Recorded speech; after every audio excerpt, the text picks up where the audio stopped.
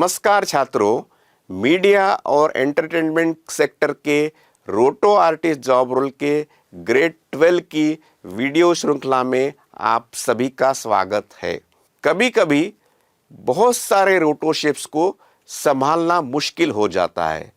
यहाँ seal out effects में विभिन्न ब्लेंडिंग मोड आपको शेप्स की संख्या को कम करने का ऑप्शन देता है। तो आइए चलिए इस वीडियो में हम रोटोस्कोपिंग के शेप्स बनाने के लिए सील आउट इफेक्ट्स में ब्लेंड मोड का उपयोग करना सीखेंगे। तो आइए हम इसे सील आउट इफेक्ट्स में प्रैक्टिकली करके समझेंगे। सबसे पहले हम न्यू प्रोजेक्ट बनाएंगे। न्यू प्रोजेक्ट पे क्लिक करते हैं। हमें चाहिए यहाँ पर ब्राउज किया और हमने क्लास का नाम रखा, देन नेम रखा, सेम क्रिएट प्रोजेक्ट। अब यहाँ पे हमारे पास एक नया प्रोजेक्ट ओपन हो चुका है और हम सबसे पहले अपनी इमेज सीक्वेंस को इंपोर्ट करते हैं। तो हम यहाँ पर सोर्स के अंदर डबल क्लिक करेंगे, एक शॉर्टकट है ये, या फिर आप फाइल पे जाकर इंपोर्ट पे जाकर मीडिया पे क्लिक कर सकते हैं। हमने अपना जो वीडियो फुटेज है या फिर इमेज सीक्वेंस है, हमें उसको डेस्कटॉप पे रखा है, तो डेस्कटॉप से उठाते हैं। तो डेस्कटॉप रोटो स्टेयर्स, तो ये हमारे पास इमेज सीक्वेंस आ गया है ऊपर। तो हम इस इमेज सीक्वेंस को चेक करते हैं, डबल क्लिक, तो देखिए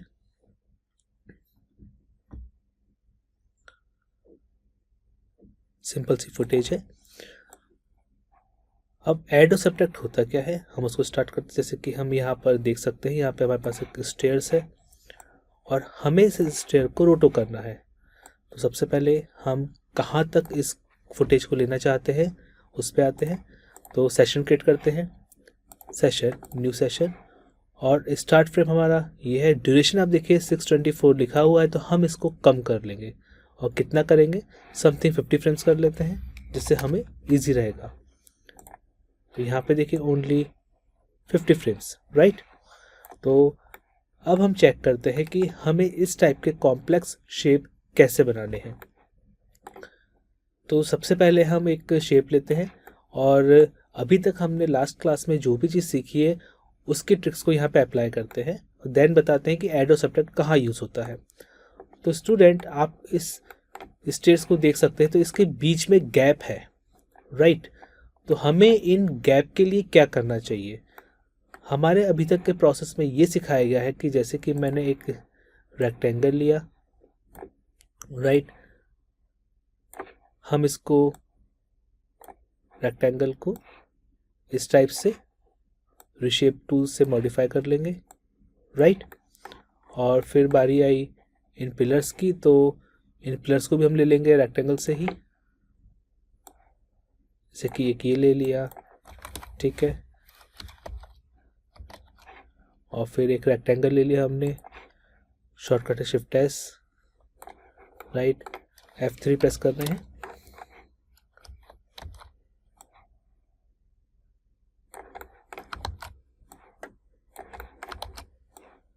शॉर्टकट का यूज़ करेंगे जिससे हमें इजी रहेगा।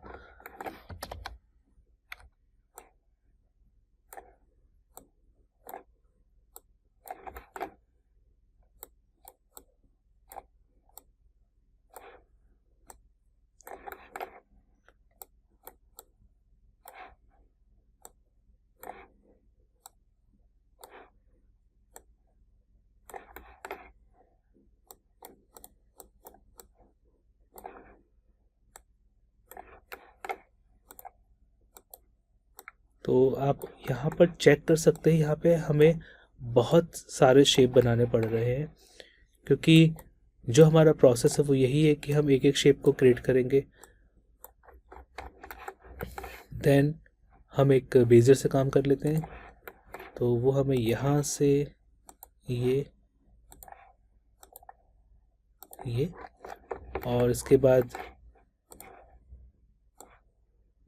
इनको ले लेते हैं।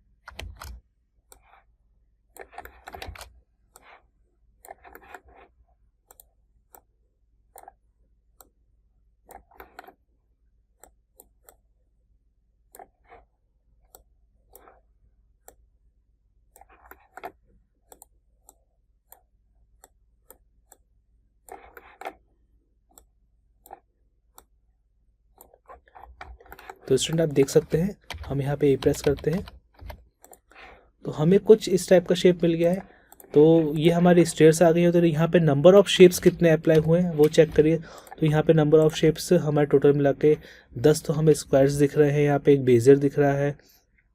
तो इतनी सारी शेप्स को हम यूज़ कर रहे हैं। इससे बेटर है कि हम एक नई ट्रिक यूज़ करें जिसमें हम नॉर्मली ईजी वे में इसको कर सकें। ओके फ्रेंड्स,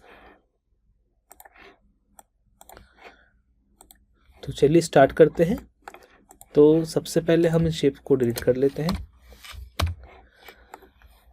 तो यहाँ पर हम जैसे ही एक शेप बनाएंगे, जैसे कि हमने एक मान लीजिए रेक्टेंगल ले लिया है, राइट।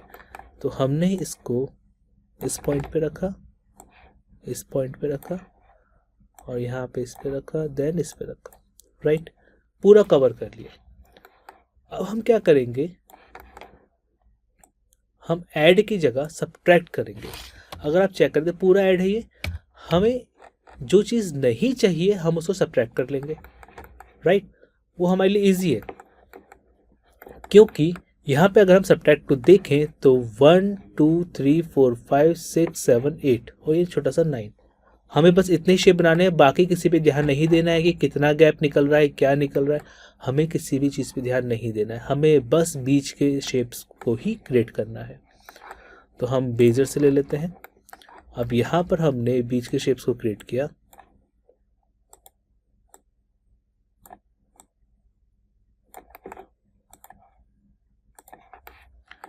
देन यहाँ पर फिर से शिफ्ट एस, बी,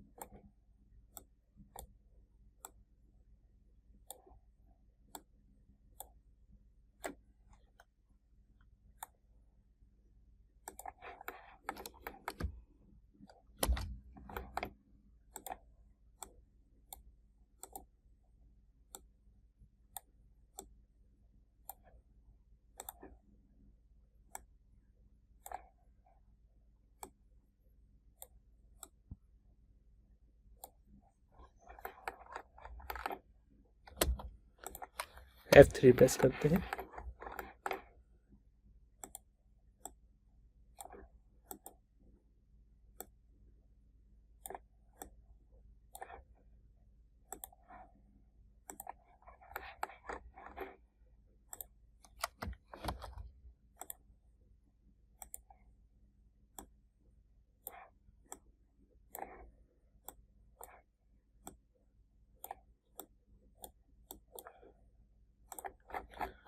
राइट।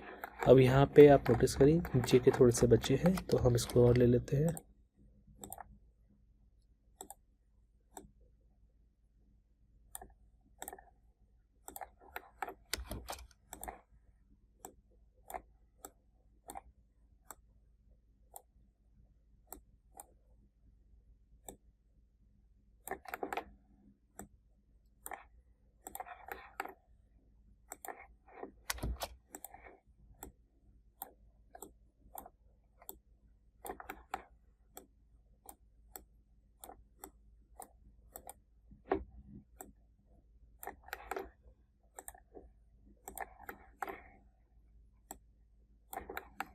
और यहाँ पर भी लास्ट,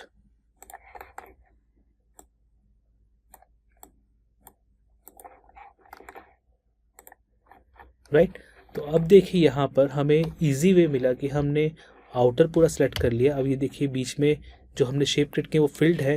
तो अब हम इसको ईजिली माइनस कर सकते हैं। कैसे करेंगे, आप सभी शेप्स को सिलेक्ट करिए with the help of shift, और हमें जाना है ऑब्जेक्ट पैनल के अंदर और वहाँ पे आपको मिलेगा ब्लेंड मोड। ब्लेंड मोड से क्या होता है, अगर हम इसको सब्ट्रैक्ट कर देंगे तो ये देखिए वो पूरा कट गया है, राइट। उसने जो मेरा मेन था सबसे बड़ा वाला स्क्वायर जो था उसमें से जो छोटे छोटे पार्ट है सबको कटिंग कर ली है। तो हमारा ब्लेंड मोड है। अगर हम ब्लेंड मोड पे यहाँ पे सब्ट्रैक्ट की जगह इसको ऐड कर देते हैं तो देखिए वो वहाँ पे ऐड हो जाएगा, और हम यहाँ पे मल्टीप्लाई कर देंगे तो वो क्या करेगा, वो उसी एरिया को छोड़ के बाकी सबको वो हाइड कर देगा। सेम एज अगर हम इसको डिफरेंस करते हैं तो देखिए क्या होगा, डिफरेंस में क्या होता है वो उसको माइनस करेगा, लेकिन डिफरेंस भी थोड़ा सा अलग वे पे काम करता है। और यहाँ पे मैक्सिमम मतलब वो उसको फिल कर लेगा। तो यहाँ पर आपको सब्ट्रैक्ट करना है, राइट। अब जैसे कि मुझे मान लीजिए कोई ऐड करना है तो हम ऐड कर सकते हैं।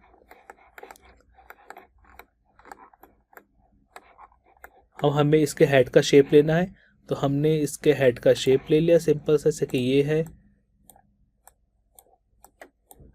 राइट। हमने इसके हेड का शेप ले लिया एक, और कोई हमसे कहता है कि हमें जो इसके स्पेक्स हैं उसका शेप को ऐड करना है, तो हम नया शेप लेंगे। और यहाँ पे अगर जैसे ही आपने नया शेप बनाया तो नए शेप का ब्लेंड मोड देखिए ऑटोमेटिक ऐड आ गया है, राइट। हम चाहते कि इसके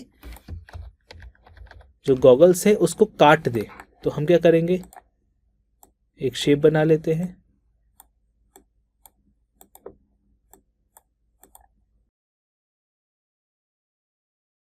राइट।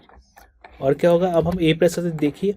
अब हम क्या करेंगे, यहाँ पर दोनों शेप को सेलेक्ट करते हैं, तो ये दो शेप ये रहे हमारे, बेजियर 12 हमारा स्पेक्स है। तो अब देखिए यहाँ पे मैं तो सब्ट्रैक्ट करता हूँ तो वो एरिया हट गया है, मल्टीप्लाई करता हूँ तो बस वही एरिया रह जाएगा, लेकिन वो मल्टीप्लाई कैसा होगा, पीछे वाले जो हमारा शेप है उसके ऊपर जितना आएगा बस वही रहेगा, बाकी जो बाहर है वो नहीं है, राइट। डिफरेंस करेंगे तो देखिए क्या होगा कि जितना उस एरिया के अंदर है बस वो गायब हुआ, बाकी पूरा बाहर का ऐड है। और मैक्सिमम करेंगे तो सब ऐड हो जाएगा। तो हमारे लिए जो ब्लेंड मोड है सबसे ज़्यादा यूज़फुल कब होता है, जब हमारे पास कुछ कॉम्प्लेक्स शेप होते हैं इस टाइप के, जिसके अंदर हमें चीज़ों को रिमूव करना पड़ता है। और यहाँ पर हमारे पास एक एक शेप ना लेते हुए हमने एक बड़ा सा शेप ले लिया, उसमें से चीज़ों को या उसमें से जो भी ब्लैंक एरिया है उसको हमने सब्ट्रैक्ट कर लिया है। तो स्टूडेंट से ये ट्रिक सबसे ज़्यादा यूज़ होती है, क्योंकि हमारे बॉडी में कोई भी चीज़ कभी भी ऐसी रहती है कि वो गैप क्रिएट कर देती है। फॉर एग्जांपल फिंगर्स हैं, हैंड है, ये गैप क्रिएट करते हैं, तो वहाँ पे हमें सब्ट्रैक्ट को यूज़ करना है, राइट। जैसे कि यहाँ पे आप नोटिस कर सकते हैं एक हैंड है दूसरा हैंड है, जब ये चलेंगे आगे तो देखिए गैप होता है, यहाँ पे वापस गैप बढ़ गया, लेकिन बीच में एक गैप आ गया है, तो आप यहाँ पे सब्ट्रैक्ट कर सकते हैं, राइट। तो इसी प्रोसेस को अब हम अपने बाकी के रोटो की ट्रिक्स में यूज़ करेंगे। तो प्रिय छात्रों, आप रोटोस्कोपिंग के लिए उपयोग किए जाने वाले ब्लेंड मोड के विभिन्न ऑप्शन को समझ गए होंगे। अगले वीडियो में हम सिलआउट एफएक्स में रीशेप टूल और फीदर टूल का उपयोग करना सीखेंगे। तब तक इसकी प्रैक्टिस करते रहिए और सीखने का आनंद लीजिए। धन्यवाद।